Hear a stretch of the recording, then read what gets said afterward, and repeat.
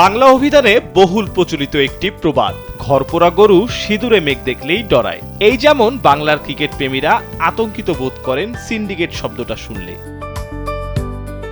বাংলাদেশ ক্রিকেটে এযাবৎকালে সেরা গ্রুপ কারা? নিঃসন্দেহে এক বাক্যে সবাই স্বীকার করবে যে গ্রুপটা সাকিব, তামিম, মুশফিকদেরই। পারফরম্যান্স, দক্ষতা এবং লম্বা সময় সার্ভিস দেওয়ার ফলস্বরূপ এই প্রশংসার দাবিদার তারা। কিন্তু এরপরে কারা? নিউজিল্যান্ড সিরিজের পর মিলতে শুরু করেছে সেই প্রশ্নের উত্তর।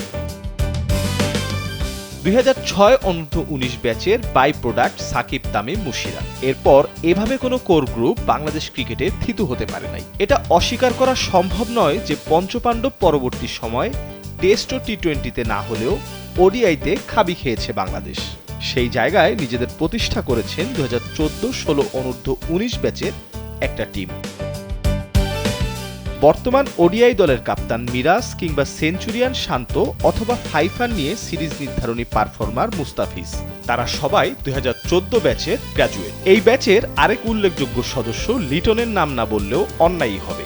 মিরাজ ও শান্ত খেলেছেন 2016 ব্যাচেও, দিয়েছেন নেতৃত্ব।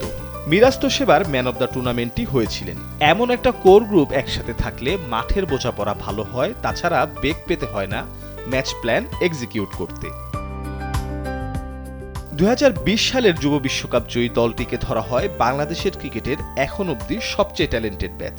তার প্রমাণ তো ফ্যানরা দেখছেন মাঠে। হৃদয়, তানজিদ, তামিম, শরীফুলরা নিজেদের পারফরমেন্স দিয়েই জায়গা করে নিয়েছেন বিশ্বমঞ্চে। শুধু ওডিআই নয়, টেস্ট ও টি-20তেও 2020 ব্যাচের একচ্ছত্র আধিপত্য।